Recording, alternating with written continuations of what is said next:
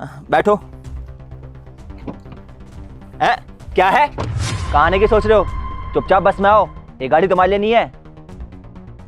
अरे दामाद जी, आप ये कैसी बातें कर रहे हो? मैं आपकी सास हूँ और ये आपका साला है। हाँ तो आप मेरी सास हो, ये मेरा साला है, तो क्या इस गाड़ी में बैठा लूँ?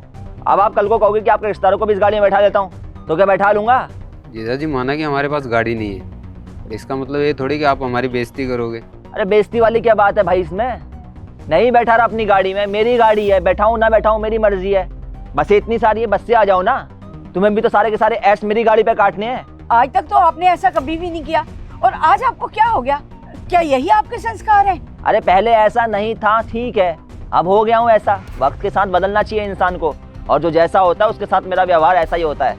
और मेरे को लगता है कि आप दोनों के साथ मेरा व्यवहार ऐसा ही होना चाहिए, क्योंकि आप दोनों हो ही इसी लायक, समझे? शेखर, क्या हो गया है हाँ तुम्हें? वो माँ है मेरी, एटलीस्ट उनसे तमीज से तो बात करो।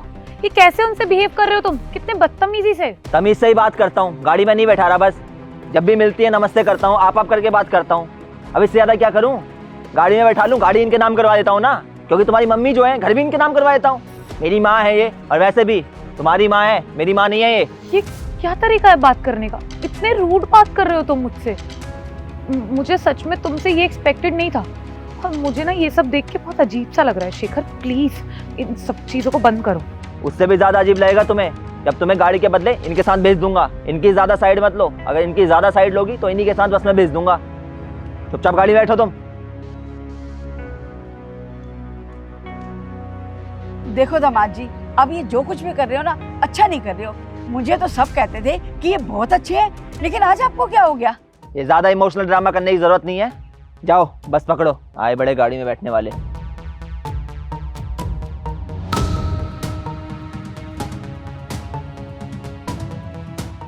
देखियो बेटा, एक दिन ना इसका घमंड जरूर चूर चूर होगा। छोड़ो ना मम्मी, हो सकता है जीजाजी को बिजनेस की कोई टेंशन होगी, इसीलिए वो ऐसा कर रहे हैं, वरना आज से पहले तो कभी ऐसा किया नहीं ना उन्होंने। अरे भाड़ में गया गुस्सा, ये कैसा गुस्सा है जिसमें इंसान बड़ों से बात करने की तमीज भूल जाए? छोड़ो मम्मी, वो जैसा कर रहे हैं वो अपने लिए कर रहे हैं, उन्हें उनकी सज़ा मिल जाएगी। हम बस स्टैंड चलते हैं, बस भी पकड़नी है हमें। ठीक है बेटा, चल।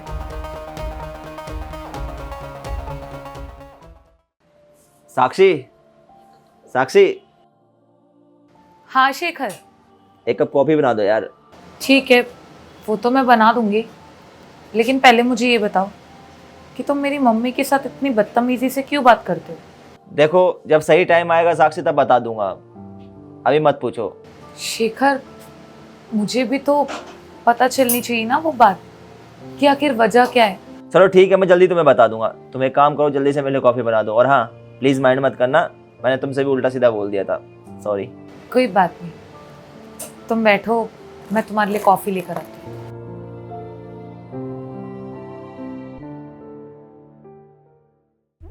साक्षी बेटा, दामाद जी नहीं दिखाई दे रहे, कहाँ है? बुलाना उनको। अरे हाँ मम्मी, वो एक्चुअली ऑफिस का काम बहुत ज़्यादा है ना, तो वो उसमें बिजी है। बट कोई नहीं, आप 1 मिनट रुको, मैं बुला देती हूँ। शेखर, शेखर। हाँ साक्षी बोलो। शेखर देखो ना, मम्मी आई है। अरे हाँ, सासू माँ नमस्ते। नमस्ते बेटा। साक्षी एक काम करो, सासू माँ को चाय पानी पिलाओ और भगाओ घर से। दामाद जी, ये सब क्या है? उस दिन तो मैंने आपको इग्नोर कर दिया था, लेकिन आप आज फिर वही बदतमीजी कर रहे हैं। सासू माँ, मैं बदतमीज से कहाँ बात कर रहा हूँ, मैं तो आराम से ही बात कर रहा हूँ। अब मैंने गलत क्या बोला? चाय पानी पी के घर ही तो जाओगी, क्या इस घर में बसने का इरादा है आपका? देखो ये घर मेरा है, आपका नहीं है, तो इसलिए चाय पानी पियो, खाना पीना खाओ और जाओ। मेहमान हो, मेहमान की तरह रहो। शेखर, ये तुम क्या कह रहे हो? तुम किस तरीके से बात कर रहे हो मम्मी से? जब देखो बदतमीजी करते रहते हो। अरे एक मैं हूँ जो तुम्हारे घर वालों की इतनी इज्जत करती हूँ, उनसे आज तक मैंने कभी शायद ऊंची आवाज़ में भी बात नहीं करी, और एक तुम हो कि जब देखो मेरे घर वालों को डिसरिस्पेक्ट करते रहते हो। पता नहीं क्या हो गया तुम्हें, क्या चल रहा है तुम्हारे दिमाग में? साक्षी जब तुम्हारी माँ गलती करेंगी तो बोलूंगा ही। तुम ही बता दो ना दामाद जी, ताने मार रहे हो। ताने मारने से अच्छा तो साफ साफ बता दो कि मैंने क्या गलती की है। अरे आपको नहीं पता क्या गलती करी है आपने? अरे मुझे पता होता तो मैं क्या तुमसे पूछती? बता दो चुपचाप कि मैंने क्या गलती की है। अच्छा आप सुनना चाहती है ना, तो ठीक है मैं बताता हूँ आपको। आप जब विक्रम से बात कर रही थी ना, तो सारी बातें सुन ली थी मैंने आपकी। विक्रम, मेरे को तो एक बात समझ नहीं आती, ये जो साक्षी के सास ससुर हैं, ये अपने बड़े बेटे के यहाँ तो कम जाते हैं और शेखर के यहाँ सारा दिन पड़े रहते हैं। ऐसे तो हमारी बेटी तो बीमार हो जाएगी, सारा दिन सास ससुर का काम करती रहती है, कभी उनके कपड़े धो, कभी उनके बर्तन कर, कभी उनके लिए खाना बना। हाँ माँ, तुम कह तो सही रही हो। इस तरह से तो मेरी बहन की ज़िंदगी ख़राब हो जाएगी। मेरी बहन सीधी है तो इसका मतलब ये थोड़ी है कि उससे काम करवाते रहेंगे। माँ, आप कुछ ना कुछ करो, उनके घर वालों को बाहर निकालो, केवल जीजाजी और मेरी बहन ही घर पे रहें।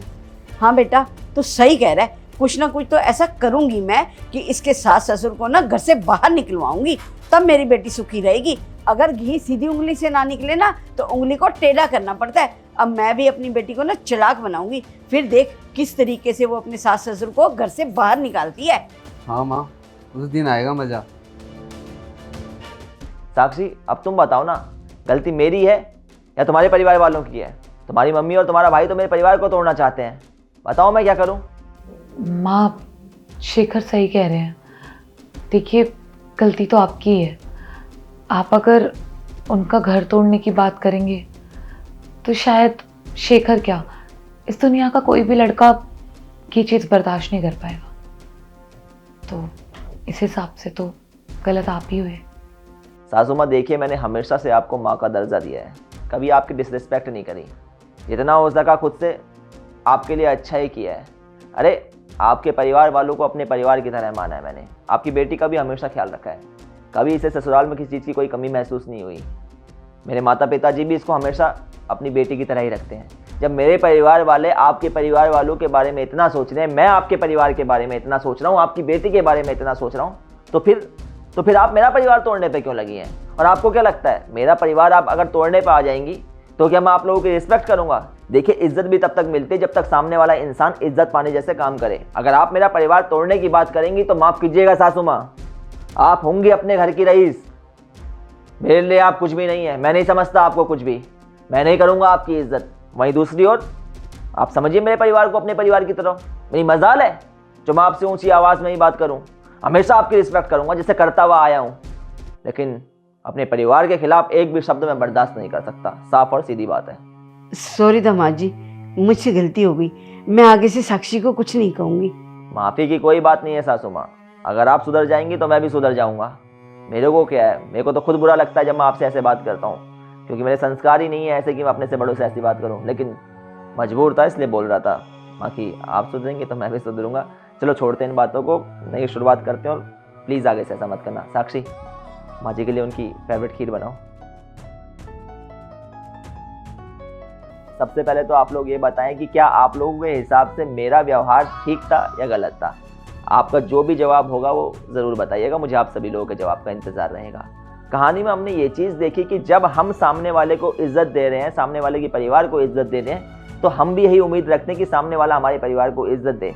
अगर सामने वाला इसके विपरीत जाएगा तो कहीं ना कहीं हमारे व्यवहार में बदलाव आ ही जाता है। इसलिए हमेशा कोशिश करें कि दूसरे को, परिवार को भी जोड़ने की कोशिश करें, किसी के परिवार को तोड़ने की कोशिश ना करें। जो हमें इज्जत दे रहा है उसे इज्जत दें। वैसे तो मैं यही कहूँगा सबको इज्जत दें, लेकिन फिर भी जो हमें इज्जत दे रहा है उसे दुगनी इज्जत लौटाने की कोशिश करें। अगर आप लोगों को हमारी वीडियो पसंद आई हो तो हमें सपोर्ट करें। मिलते हैं आप सभी लोगों से जल्द एक नई वीडियो में एक नई स्टोरी के साथ।